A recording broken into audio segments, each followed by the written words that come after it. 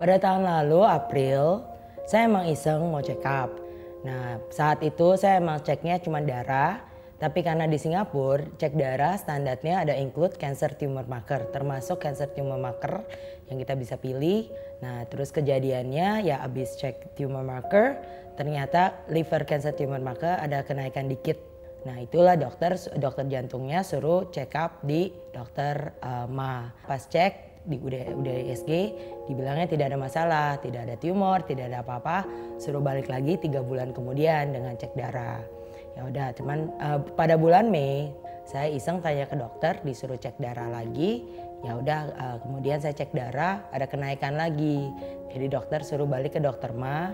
Nah, dokter Ma baru suruh saya CT scan. Kemudian habis CT scan karena ketahuan ada tumor, jadi lanjut dengan PET MRI. Nah, habis dari PET MRI ya itulah ketahuan saya didiagnosa positif.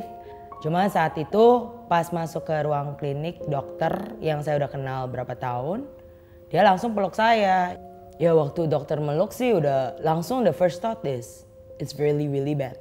Kanker stadium 4, kanker pankreas karena tumornya ada di pankreas dan di hati. Langsung saya tanyanya gitu loh, berapa lama saya bisa hidup, masih bisa hidup. Terus di infonya ya nggak sampai direct lah karena ini dokter saya kenal, dibilangnya mungkin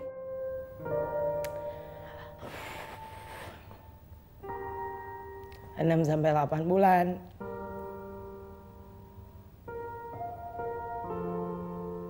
Ya gitu sih, terus langsung di direct ke dokter operasi sama dokter kemo.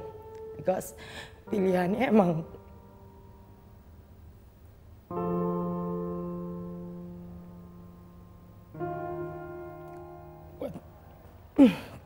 buat pankreas, pilihannya nggak banyak. Karena yang hidup lewat 1 tahun 5%, yang hidup lewat 5 tahun 1%. Jadi saya juga udah siap mental waktu itu. Oh ya udah pasti, tinggal tunggu waktu. Ya udah, jadi jangan sabar, cuma dengerin option dari dokter apa yang harus lanjutin. Setelah didiagnosa, tanya yang muncul di saya sih, salah saya apa ya Tuhan? Kok bisa kejadian dikasih gunung segede gini gitu loh.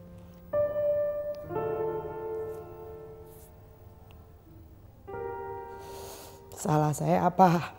Tapi ya melalui doa juga Tuhan udah jawab gitu loh. Emang penyakitnya bukan buat destruction, kehancuran, tapi buat kemuliaan Tuhan. Ya after that saya benar-benar tenang. Saya benar-benar tenang. Dan orang juga selalu tanya kan, are you okay? And saya jujur bisa jawab gitu, I'm still alive. Tapi ya in my heart ya saya sempat sharing juga pernah, saya benar-benar merasa hidup. I've never felt more alive. Mau bilang depresi pun enggak, because I'm just thankful.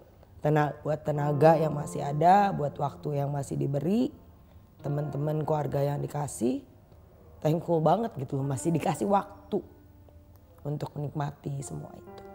Mau dikasih waktu berapapun, I want to spend it wisely, spend time with the people I love, do the things I want, ya gitu. Kematian shouldn't be a taboo subject ya. Orang juga pasti mati. Why are we so afraid to talk about death? Mati juga ketemunya dengan Tuhan Yesus. Why should we be afraid gitu loh.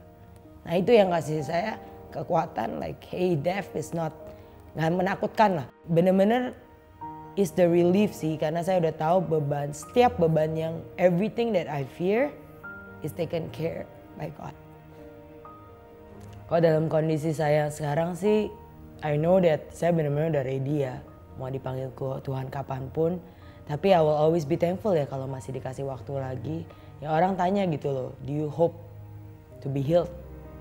Pengharapan pasti ada. Cuman yang saya sempat pas minggu ini, yang what I'm really reminded of is, I rather seek the healer than the healing anytime. Karena mau dipanggil kapanpun, I know I'm ready. Ya cuman kalau dikasih waktu, I'm happy. Dan puji Tuhan banget, until now saya didiagnosa dari Mei 2017. Ya I've lived past the 1 year. So thankful I'm the 5% of miracle. Ya, I'm looking forward hidup to the 1%. And ya ditanya juga kan, what do I do every day secara spiritual ya, to build mungkin my spirituality. Ya, what I do is very simple sih. I take Holy Communion daily. Ya, cuman as a reminder for me sih of His goodness in my life. Bersyukur yang tubuhnya yang udah sacrifice for our healing, bruise for our wounds, ya, and His blood for our sins.